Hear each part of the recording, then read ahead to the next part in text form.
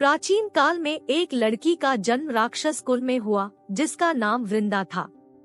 दैत्यराज कालनेमी जैसे राक्षस परिवार में पैदा होने के बाद भी वृंदा भगवान विष्णु की पूजा करती थी।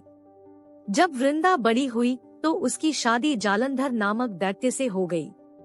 जालंधर काफी शक्तिशाली राक्षस था जिसका जन्म भगवान शिव के तेज के कारण समुद्र से हुआ था।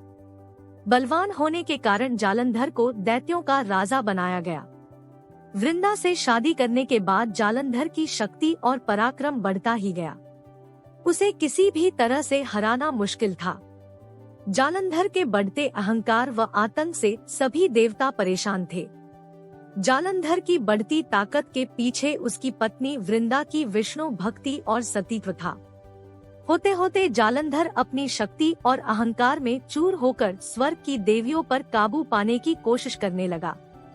इसी दौरान एक बार उसने माता लक्ष्मी को पाने का प्रयास किया, परंतु समुद्र से जन्म लेने के कारण माता लक्ष्मी ने उसे अपना भाई बना लिया।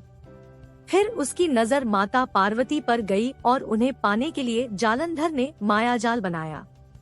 अपने मायाजाल से जालंधर ने शिव का रूप धारण किया और माता पार्वती के करीब जाने की कोशिश करने लगा। उसी वक्त मां पार्वती ने उसे पहचान लिया और जब तक जालंधर कुछ समझ पाता वो अदृश्य हो गई। जालंधर के इस दुर्व्यवहार से पार्वती जी को काफी गुस्सा आया और इस पूरी घटना के बारे में उन्होंने भगवान विष्णु को बताया। इधर जालंधर भगवान शिव से पार्वती जी को पाने के लिए कैलाश पर्वत पर युद्ध कर रहा था।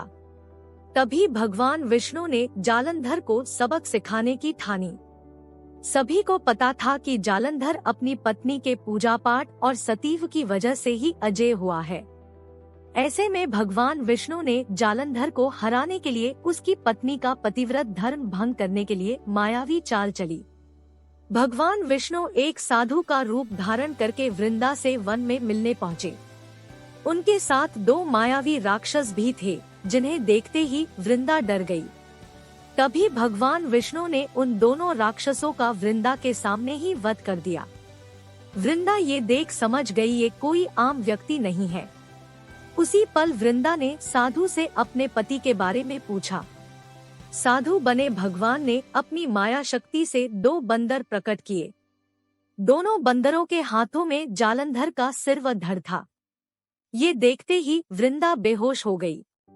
कुछ समय बाद होश में आने पर वो साधु से अपने पति को दोबारा जिंदा करने की प्रार्थना करने लगी। वृंदा की विनती सुन उसके आंखों के सामने साधु ने अपनी माया से जालंधर के कटे हुए शरीर के हिस्सों को जोड़ दिया और स्वयं उस शरीर में समा गए।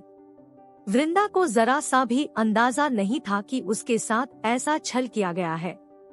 जालंधर का रूप धारण किए विष्णु जी को वृंदा अपना पति समझकर रहने लगी। वृंदा के ऐसा करने से उसका सतीत्व भंग हो गया, जिसके बाद जालंधर कैलाश पर्वत में युद्ध हार गया।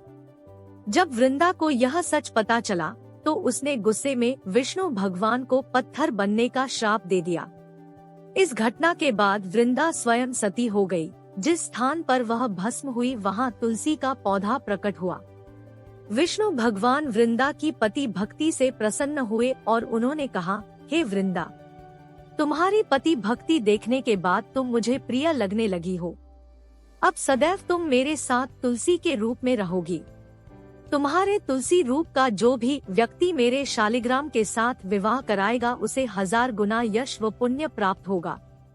जिस भी मनुष्य के घर तुलसी का वास होगा उस घर में कभी भी असमय यमदूत नहीं आएंगे। आगे भगवान ने कहा, तुलसी के पौधे की पूजा करने वालों को गंगा व नर्मदा में स्नान करने के बराबर पुण्य प्राप्त होगा। संसार में चाहे कोई भी मनुष्य कितना भी दुष्ट क्यों न हो, कितने भी पाप क्यों न किए हो, मृत्यु के दौरान उसके मुंह में तुलसी और गंगा जल अवश्य दिया जाएगा। इससे वह अपने पापों से मुक्त होकर वैकुंठ धाम जाएगा। इसके अलावा जो व्यक्ति तुलसी व आंवला के पेड़ की छाया में पितरों का श्राद्ध करेगा उसके पितरों को मोक्ष मिलेगा। कहानी से सीख, छल, कपट या फिर अपनी शक्ति का दुरुपयोग करने वाले व्यक्ति का विनाश होना तय है।